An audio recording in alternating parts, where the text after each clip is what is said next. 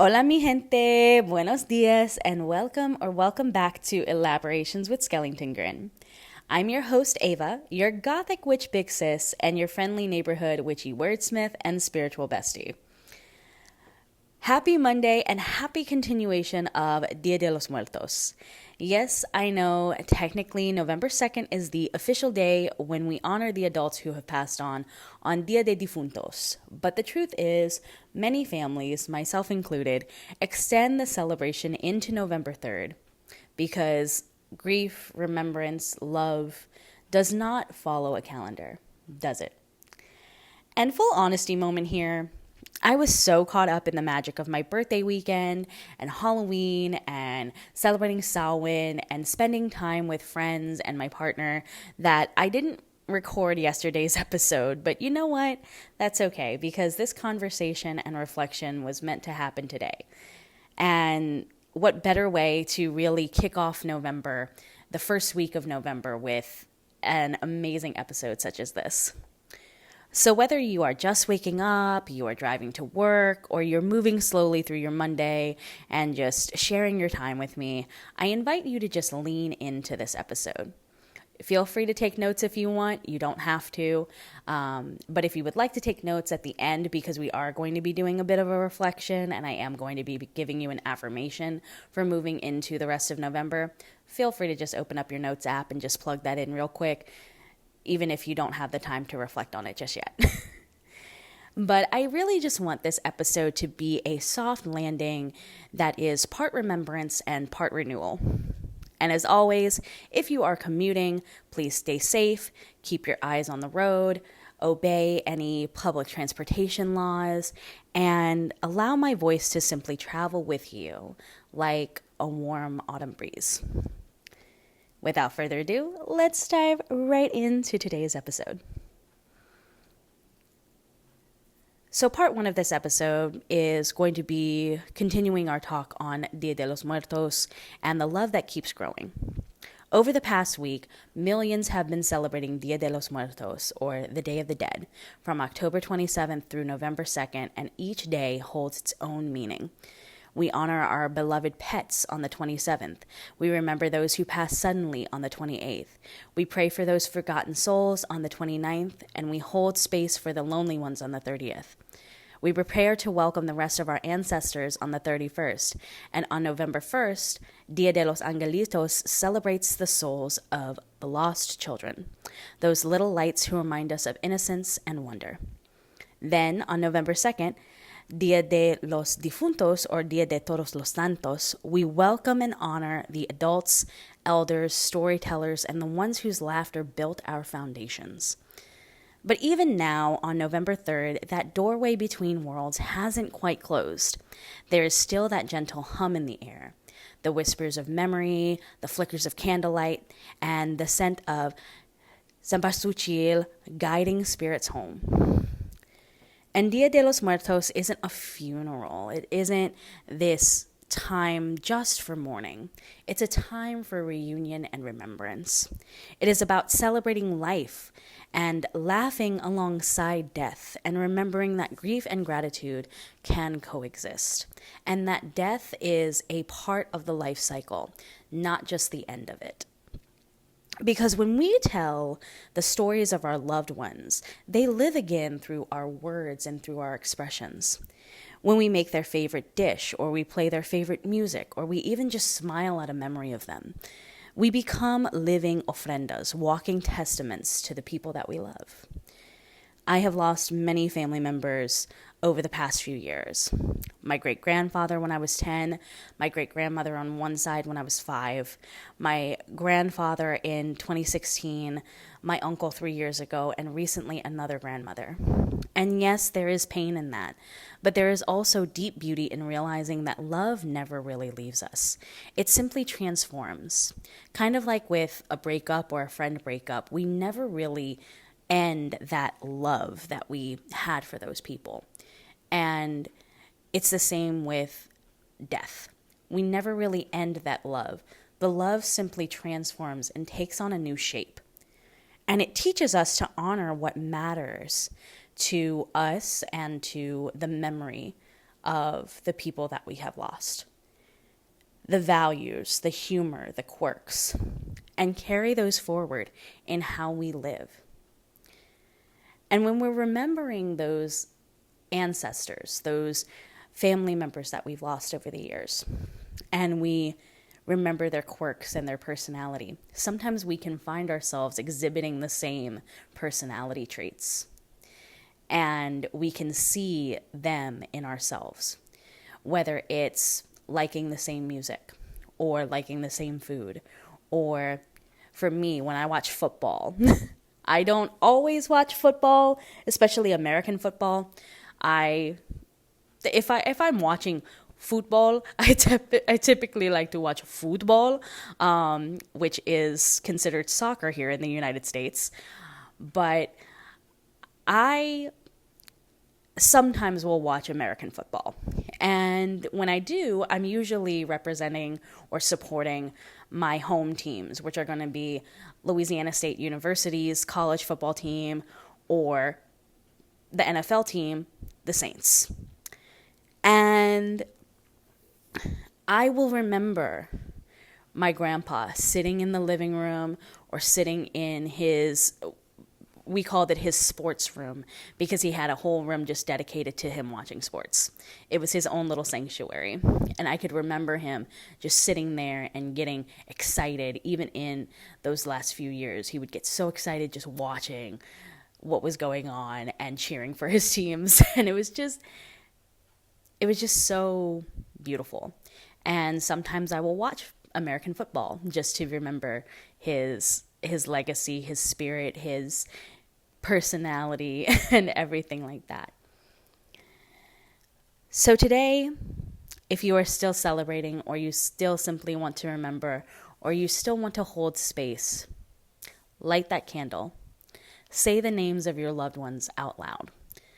Laugh a little louder in their honor, because Dia de los Muertos reminds us that remembrance is resistance against forgetting, against fear, and against the idea that death is an ending. Because it's not. It's simply a continuation and a bridge between worlds made of memory and love. Now, part 2 of this episode is going to be November's invitation to reflect, release, and rebuild. We are standing in that liminal space between endings and beginnings.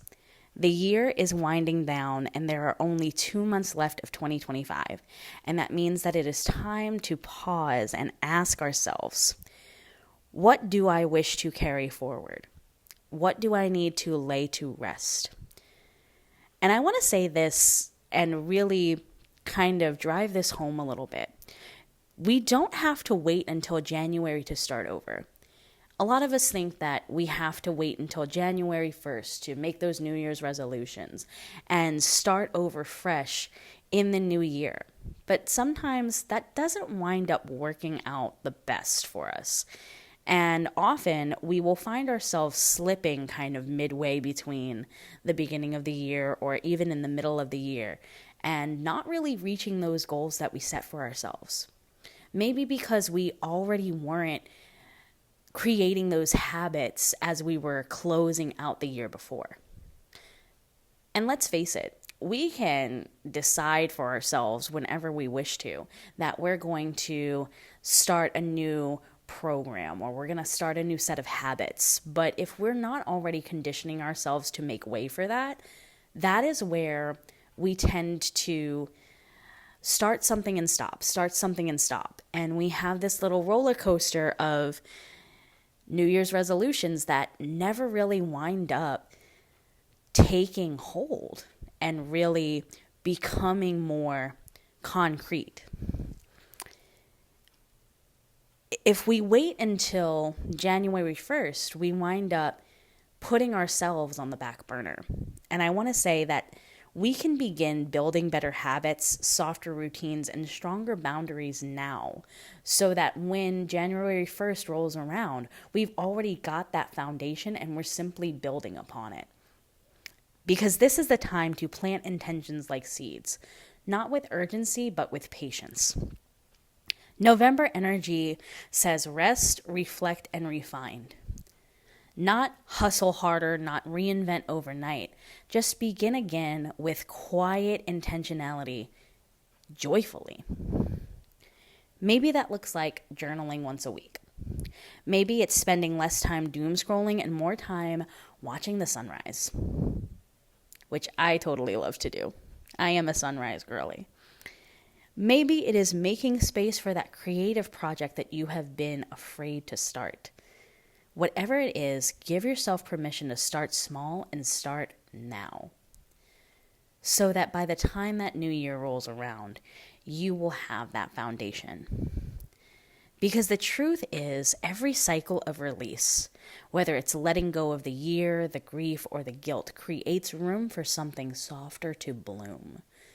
And that is the entire point of really moving into this darker half of the year, which it's really not even a half, it's only like a quarter. But moving into this darker part of the year, this winter, this point of rest, that's what it's all about. It's about being able to look at what you are letting go of and making room for something new. And you can do it as early as now, making that room and planting those seeds and planting that foundation.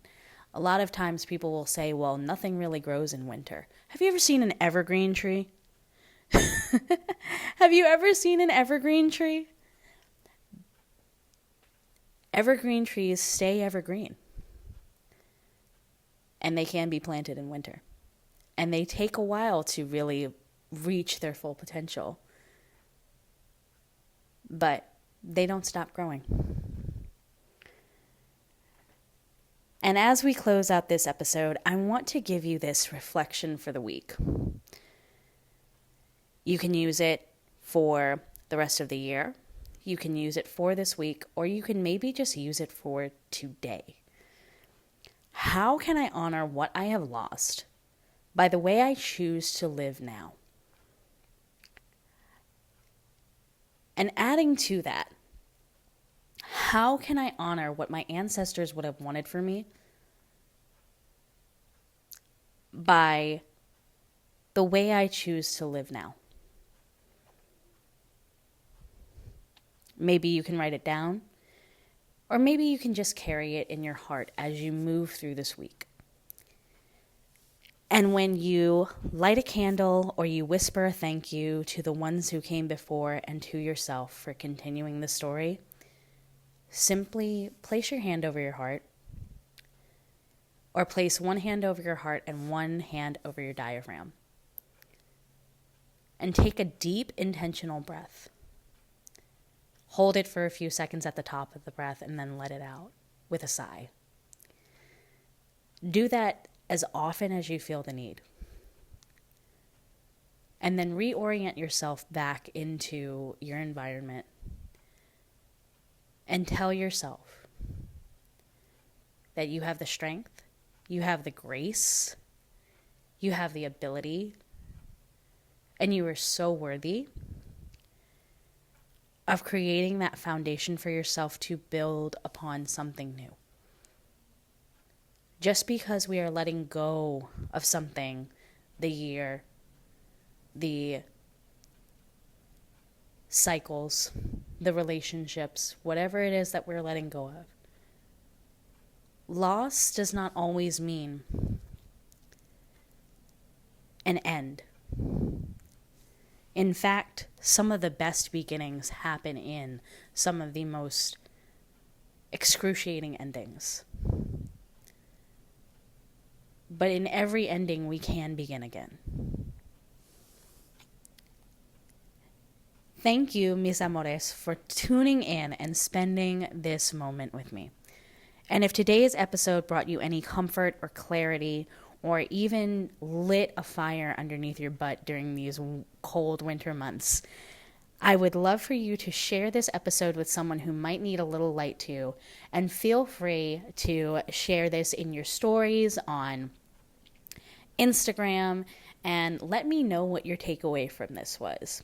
You can find the link to my social media and every other project connected to Skellington Grin at the Linktree link in the description box. And until next time, may your memories and your café be sweet, light, and warm, and may your spirit guide you. And as always, cuídense mi gente. This has been another enlightening episode of Elaborations with Skellington Grin, and I will see you again on Wednesday morning. Bye.